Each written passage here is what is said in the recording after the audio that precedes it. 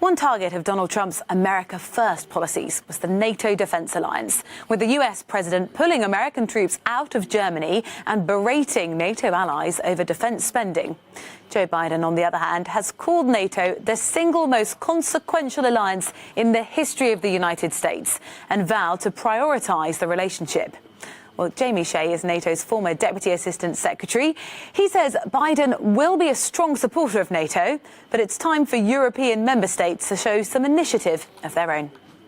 I think first and foremost we have to recognise that although Joe Biden has made his name as a foreign policy specialist, he was elected to fix the difficult problems of the United States. The coronavirus, which is his first priority, healing the racial divisions, fixing the economy, restoring trust in institutions. So we can't expect him to devote 100% of his time to foreign policy. And this is what makes me think that one of the most important things in the first 100 days that Europeans can do is to help Biden, to help them. In other words, not sit back and think that we can go back to the good old days, to the pre-Trump era. President Trump has left his mark. The world has moved on. The world has changed.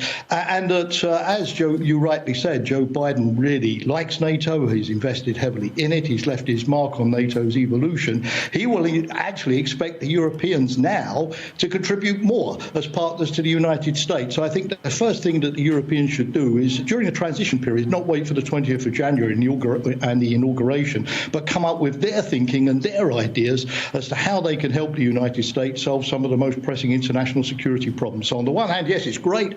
Biden is going to totally engage with NATO. But on the other hand, I think he's going to expect the Europeans to step up and do more.